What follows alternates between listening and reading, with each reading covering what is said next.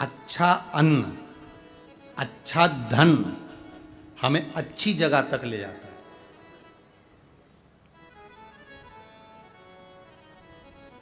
कभी कभी किसी के पांव की चप्पल पड़ी हुई थी, तुम्हारी चली गई मंदिर में से, तुम दूसरे की पहन गए।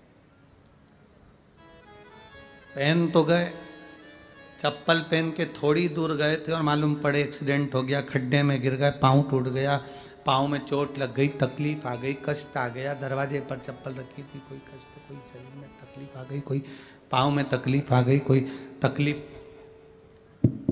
कोई कष्ट आ गया, कोई तकलीफ आ गई।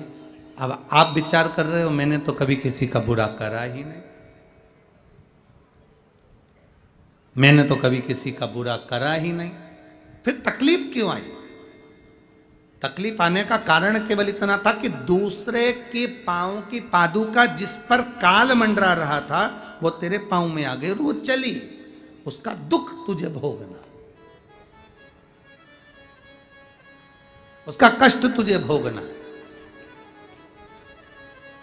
कोई दूसरा नहीं भोगेगा, भोगना तुझे। शिव महापुराण की कथा कहती है 3 चीजों से दूर रहना, दूसरे की 3 चीजें हमारे पास नहीं आना चाहिए। एक पांव की चप्पल जूता, दूसरे नंबर पर छाता, तीसरे नंबर पर मांग का टीका। ये 3 चीजों से थोड़ी सी दूरी बनाकर चलना, इन 3 चीजों से थोड़ी सी।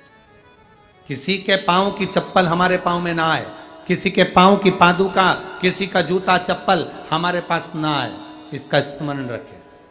किसी का छाते की छांव में आप बैठे मना नहीं है, छत्र की छांव में बैठे मना नहीं है, किसी के छाते की छांव में चले मना नहीं है, पर किसी का छाता, किसी का छत्र अगर बारिश में, गर्मी में तुम्हारे घर पर आ भी गया है तो बहुत दिन तक तुम्हारे घर में नहीं रहना चाहिए, वो छत्र तुम्हें वापिस कर आना चाहिए। किसी का छत्र, किसी की पादुका और किसी का मांग का टीका अगर तुम्हारे मांग में आ गया है तो उसको कहीं ना कहीं आपको रखना चाहिए, उसको हमें धारण नहीं करना।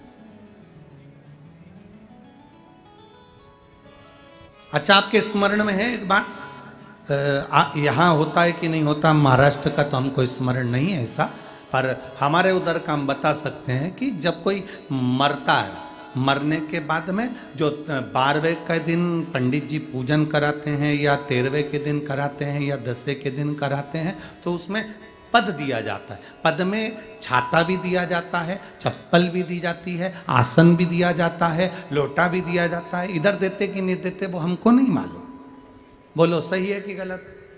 उसमें चप्पल और छाता ये बहुत जरूरी होता है। क्यों? क्योंकि इसमें काल होता है व्यक्ति का, वो काल चला जाए।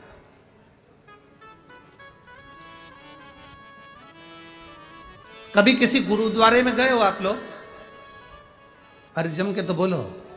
कभी किसी गुरुद्वारे में दर्शन करने के लिए गए हो? तो गुरुद्वारे में अगर दर्शन करने जाओगे तो वहां आप भोजन करो, लंगर चखो, सब कुछ करो। वहां गुरुद्वारे के बाहर या गुरुद्वारे के साइड में बड़े बड़े व्यक्ति भी तुम्हारे पांव की पादुका, चप्पल, जूते की सेवा करते हैं कि साहब यहाँ जूता रख दो, यहाँ चप्पल रख दो, यहाँ हम उठा कर दे देंगे। उसका कारण क्या है? उसका केवल एक कारण है, जो पादुका की सेवा कर रहा होता है, आए हुए भक्तों की चप्पल की सेवा कर रहा होता है, वो अपने काल को, अपने दुख को, अपने कष्ट को सब मिटा बैठता है उनके चरण की रज को प्राप्त कर।